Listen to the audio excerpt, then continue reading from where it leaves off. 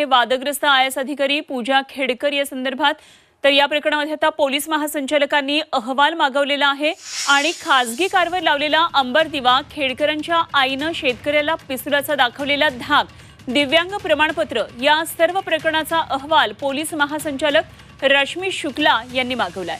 मनोरमा खेडकर यांनी शेतकऱ्याला पिस्तुलाचा धाक दाखवल्या प्रकरणामध्ये त्यांच्यावर पौड पोलीस ठाण्यामध्ये गुन्हा दाखल करण्यात आलाय आणि त्यांनी शस्त्र परवान्याच्या अटी आणि शर्तींचा भंग केल्या प्रकरणात त्यांना कारणे दाखवा नोटीस देखील बजावण्यात आली आहे। या सर्व प्रकरणाचा अहवाल आता पोलीस महासंचालक रश्मी शुक्ला यांनी मागवलेला आहे, त्यामुळे आता खेडकरांच्या अडचणी आणखी वाढणार आहेत।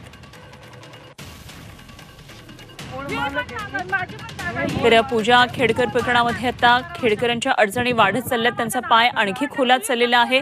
वादग्रस्त आयएस अधिकारी पूजा खेडकर प्रकरणामध्ये आता त्यांनी खासगी कारवर लावलेला अंबर दिवा, तसेच त्यांच्या आईनं शेतकऱ्याला पिस्तुलाचा दाखवलेला धाक, दिव्यांग प्रमाणपत्र अशा सर्वच प्रकरणाचा अहवाल हा पोलीस महासंचालक रश्मी शुक्ला यांनी मागवलेला आहे। मनोरमा खेडकर म्हणजे पूजा खेडकर यांची आई तर शेतकऱ्याला पिस्तुलाचा धाक दाखवल्या प्रकरणात पौड पोलीस ठाण्यामध्ये त्यांच्यावर गुन्हा दाखल आहे।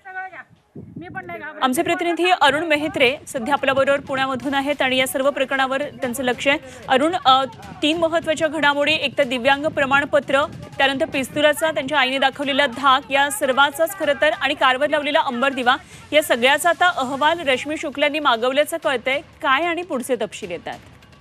वेगवेगळ्या पातळ्यांवरती या प्रकरणाची दखल घेतली जाते हे आपल्या लक्षात येईल आणि विशेष म्हणजे अगदी म्हणजे स्थानिक पातळीपासून तर पीएमओ ऑफिस पर्यंत या प्रकरणाची दखल घेतली जाते आणि त्यामुळे पंतप्रधान कार्यालयाने हा अहवाल मागवला असताना राज्यातल्या यंत्रणा देखील सतर्क झाल्यात आणि त्या देखील सक्रिय झाल्याचं पाहायला मिळतंय।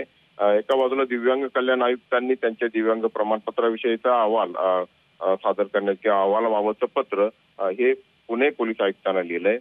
याशिवाय पुण्याचे विभागीय आयुक्त यांनी देखील नगरच्या जिल्हाधिकाऱ्यांना पत्र लिहून त्यांच्या दिव्यांग प्रमाणपत्राबाबतचा अहवाल मागितलाय आणि त्याशिवाय आणखी तिसरं म्हणजे की राज्याच्या पोलीस महासंचालक रश्मी शुक्ला यांनी देखील या संपूर्ण प्रकरणामध्ये म्हणजे अगदी त्यांचं कार्यालयातील वर्तन, त्यांनी गाडीवरती खासगी गाडीवरती निळा आणि लाल दिवा लावणे यापासून ते त्यांच्या आईकडे असलेलं पिस्तूल, त्याचप्रमाणे त्यांचं दिव्यांग प्रमाणपत्र या सगळ्यांबाबतीत इत्यंभूत असा अहवाल रश्मी शुक्ला यांनी मागवला आहे। त्यामुळे या सगळ्या अहवालांचा तर पुढे काय होते, कारण एक गोष्टी उघडकीस येत आहेत, त्याचे दाखले किंवा पुरावे देखील सादर होत आहेत, वेगवेगळ्या स्तरावरती आरोप आणि टीका देखील होते आणि या सगळ्याचं उत्तर शोधण्यासाठी म्हणून पोलीस प्रयत्न करत आहेत।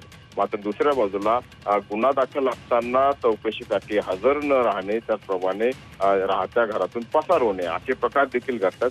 त्यामुळे पुणे ग्रामीण पोलीस एका बाजूला खेडकर कुटुंबियांचा शोध घेत आहेत, दुसऱ्या बाजूला ह्या चौकशीचा सत्यमेरा त्यांच्या भोवती किंवा एकूणच या अहवालांच्या माध्यमातून सुरू झाला।